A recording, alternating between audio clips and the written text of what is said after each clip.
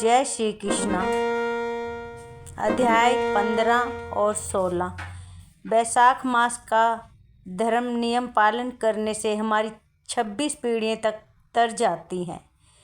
राजा ने सारे शहर में यह सूचना कराई कि 8 वर्ष की आयु से लेके 80 वर्ष की आयु तक का जो भी मनुष्य मेष की संक्रांति में सूर्योदय से पहले स्नान नहीं करेगा, वह दंडनीय समझकर शहर से निकलवा दिया जाएगा। पुत्र, भार्या, इष्ट मित्र चाहे कोई भी हो, जो बैसाख मास के धर्म का पालन नहीं करेगा, मैं उसको चोर के समान दंड दूंगा।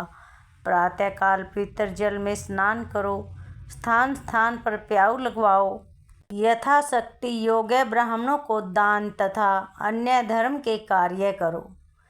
प्रत्येक गांव में एक एक उपदेशक करने वाला विद्वान ब्राह्मण नियुक्त कर दिया गया तथा 5 गांव पर एक अधिकारी भी नियुक्त किया गया। इस प्रकार चक्रवर्ती राजा के शासन में यह धर्म वृक्ष सारे देश में भली प्रकार से फैल गया। इस राज्य में जो पापी मर जाते थे वह भी वैकुंठ को प्राप्त होते थे। बैसाख मास में एक बार में स्नान करने से पापों से मुक्त होकर कोई भी प्राणी यमपुरी को नहीं जाता। इस कारण उस सूर्यवंशी राजा ने यम के सब लेखों को मिटा दिया। मनुष्यों के जो भी पुराने कर्म थे वह सब नाश हो गए। चित्रगुप्त के लिए लिखने को कुछ भी ना रहा तथा सब नरक में खाली हो गया। तब एक समय नारद जी यमराज के पास जाकर कहने लगे कि राजन, नरक में पहले जैसे हाहाकार शब्द नहीं सुने जाते हैं। चित्रगुप्त के पास भी लिखने को कुछ नहीं। हाथ पर हाथ रखे मुनि बैठे हैं। बड़े बड़े पापी भी अब तुम्हारे लोक में नहीं आते, इसका क्या कारण है? तब धर्मराज कहने लगे कि हे महामुने, एक राजा पृथ्वी पर हुआ है। अपने राज्य में उसने आज्ञा दी है कि जो कोई बैसाख मास में धर्म का पालन नहीं करेगा वह दंडनीय होगा। इसलिए उसके डर के मारे राज्य के सभी प्राणी बैसाख मास के धर्मों का पालन कर रहे हैं और बैकुंठ को जा रहे हैं। कर्मों के नाश से चित्रगुप्त के लिए लिखने को कुछ भी न रहा और मैं काठ की मूर्ति के समान बैठा हुआ हूँ। अब मैं युद्ध करके उस राजा को मारूंगा, क्योंकि मेरे पास अब कुछ काम नहीं रहा और सेवक को स्वामी का कार्य अवश्य ही करना चाहिए। यदि वह मुझसे नहीं मरेगा तो ब्रह्मा जी के पास जाकर सब प्रकार के वृतांत बताकर निवेदन करूंगा। इस प्रकार नारद जी से कहकर यमराज मृत्यु, रोग, जरा आदि सब सेवकों और अपने दूतों को साथ लेकर दंड धारण कर भैंसे पर सवार होकर पृथ्वी पर आया और सिंहनाद करते हुए उस राजा की नगरी को चारों ओर से घेर लिया। इससे समस्त प्रजा अत्यंत भयभीत हो गई। राजा भी यह सुनकर कि यम ने नगर को घेर लिया है, अपनी सेना को सजाकर नगर के बाहर आया। राजा ने थोड़ी देर में ही मृत्यु, काल तथा रोग और यमराज के दूसरे दैत्यों को मार कर भगा दिया। तब भैंसे पर सवार यमराज स्वयं राजा के सम्मुख आया और भीषण गर्जना करने लगा और बाण चलाने लगा। राजा ने 3 बाणों से उसके धनुष को काट दिया। अब यह ढाल और तलवार ले राजा को मारने के लिए चला। तब राजा ने उसकी ढाल तलवार भी काट दी और काले सर्प जैसी फुंकार मारता हुआ क्रोधित होकर एक बाण यम के मस्तक पर मारा। तब यमराज ने क्रोधित हो दंड उठाया और उसको ब्रह्मास्त्र से अभिमंत्रित कर राजा पर छोड़ दिया।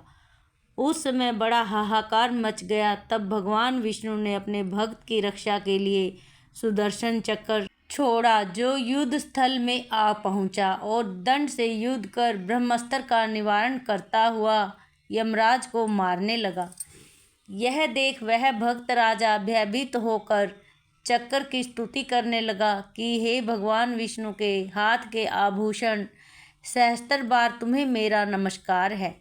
भगवान तुमको सारे लोगों की रक्षा के लिए धारण करते हैं। क्योंकि जो देवताओं के द्रोही हैं तुम उनके काल हो। सो हे जगतपते, इस यम की रक्षा करो। ऐसी स्तुति सुनकर चक्र यम को राजा के पास छोड़ स्वयं बैकुंठ चला गया। फिर यम उदासीन होकर ब्रह्मलोक में ब्रह्मा जी के पास गया। उसको इस प्रकार आया देखकर सब सभागण विस्मित होकर आपस में कहने लगे कि यम का यहाँ पर कैसे आना हुआ। कहीं ब्रह्मा जी के दर्शन को तो नहीं आया। इसको तो कभी क्षण भर का भी अपने काम से अवकाश नहीं मिलता। देवता तो कुशल से हैं, ऐसी बात न कभी पहले देखी न सुनी। यह सब ऐसा कह ही रहे थे कि तभी प्राणियों का स्वामी और सूर्य का पुत्र यम ब्रह्मा जी के चरणों में इस प्रकार गिर गया जैसे जड़ से कटा हुआ वृक्ष निराश्रित होकर पृथ्वी पर गिर जाता है। यम त्राही त्राही पुकारने लगा कि हे देवेश, मेरा अत्यंत अपमान हो गया। मेरे वस्त्र व बही खाते फाड़ डाले और मुझको अत्यंत पीटा गया है। मेरी प्रतिष्ठा और मर्यादा सब भंग हो गई। हे कमलासन, आपके होते हुए मेरी यह दुर्गति हुई। ऐसा कहकर वह पृथ्वी पर गिर गया। तब वहाँ पर बड़ा कोलाहल हुआ। सब आपस में विचार करने लगे कि जो स्थावर जंगम सबको खाने वाला, मनुष्यों को संताप देने वाला दुखी कैसे हो गया। तब पवन ने आकर ब्रह्मा जी की आज्ञा अनुसार सबकी वाणी रोक दी और अपनी विशाल भुजाओं से यम को उठाया। फिर समस्त संसार में विचारने वाला उदार बुद्धि पवन उसे आसन पर बैठाकर कहने लगा कि किसने तेरा अपमान किया, तुमको तुम्हारे स्थान से निकाल दिया, तुम्हारे वस्त्र बही खाते किसने फाड़ डाले। सो यह वृतांत तुम ब्रह्मा जी के सम्मुख कहो। जो सबके पिता हैं वह ही तुम्हारे दुख दूर करेंगे। इति श्री वैशाख महात्म 15वां अध्याय। ओम नमो नारायणाय। ओम नमो नारायणाय। ओम नमो नारायणाय। हरि ओम। अब हम 16वां अध्याय शुरू करते हैं। यह सत्यता पूर्वक कहने लगा कि ब्राह्मण, मेरा सर्वनाश हो गया। जिसका पद खंडन हो जाए उसका जीवन ही वृथा है। स्वामी सेवक को जिस कार्य पर नियुक्त करे और वह उस कार्य को कर न सके तथा स्वामी का धन खाता रहे तो यह काठ का कीड़ा घुन बनता है। अब मैं आपका कार्य नहीं कर सकता क्योंकि राजा कीर्तिमान ने यह सब कर्म नष्ट कर दिया है।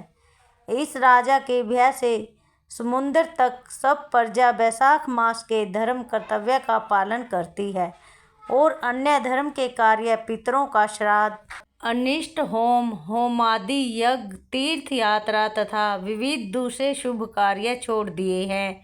योग, सांख्य, प्राणायाम करना, होम, स्वाध्याय सब कुछ छोड़कर अन्य प्रकार पाप करके भी वैशाख मास में किए धर्म के प्रभाव से बैकुंठ को चले जाते हैं। जो कोई शुभ कार्य करता है वही उसका शुभ फल भोगता है, परंतु वैशाख धर्म से उनके सिवाय तीनों कालों की अर्थात 26 पीढ़ियों का बैकुंठ में वास हो जाता है।